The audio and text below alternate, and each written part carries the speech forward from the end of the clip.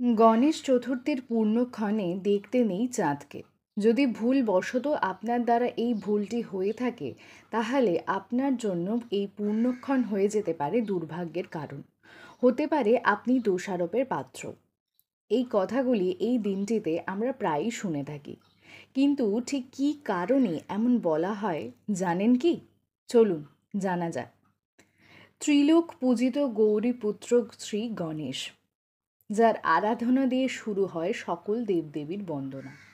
কথিত আছে একবার শ্রী গণেশ ঘোর রুষ্ট হয় চন্দ্রদেবের উপর।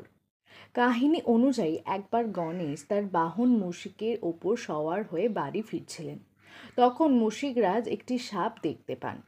তা দেখে ভয় পেয়ে মুশিক লাফিয়ে ওঠেন গণেশের পিঠে। গণেশের তার ভারসাম্য ধরে রাখতে না পেরে পড়ে যান মাটিতে। পড়ে গিয়ে তিনি ঘুরে ফিরে দেখা শুরু করেন যে তাকে কেউ দেখছে কিনা।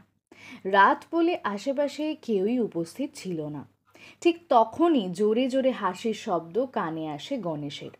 সেই রাতে চন্দ্রদেব ছিল আকাশে উদীয়মান। চন্দ্রদেব স্থূল শরীর এবং হাতির মতো মাথার জন্য গণেশের উপহাস করতে লাগলেন। এটি শুনেই গণেশ ক্ষুব্ধ হয়ে যান এবং তিনি চন্দ্রদেবকে অভিশাপ দিয়ে বসেন। গণেশ বলেন যে যে সৌন্দর্যের কারণে তুমি আমার উপহাস করছো, তোমার সেই সৌন্দর্য শীঘ্রই নষ্ট হয়ে যাবে। গণেশের অভিশাপের কারণে চন্দ্রের রং কালো হয়ে যায় এবং জগৎ অন্ধকার হয়ে পড়ে। তখন সমস্ত দেবদেবী গণেশকে বোঝান। নিজের ভুল বুঝতে পেরে চন্দ্র ক্ষমা প্রার্থনা করতে লাগলেন গণেশের কাছে। পরবর্তীতে গণেশ চন্দ্রকে ক্ষমা করে দেন এবং বলেছিলেন তিনি নিজের অভিশাপ পুরোপুরি ফিরিয়ে নিতে পারবেন না। তাই মাসে একদিন চাঁদের রং পুরো কালো হয়ে যাবে এবং তারপরে প্রতিদিন ধীরে ধীরে আকার বৃদ্ধি পাবে এবং মাসে একবারই পূর্ণরূপে উদীয়মান হবেন। ধারণা করা যায় তখন থেকেই চন্দ্রের আকার পরিবর্তন শুরু হয়। কিন্তু গণেশও বলেছিলেন যে তার অভিশাপের কারণে চাঁদ দেখা অবশ্যই যাবে।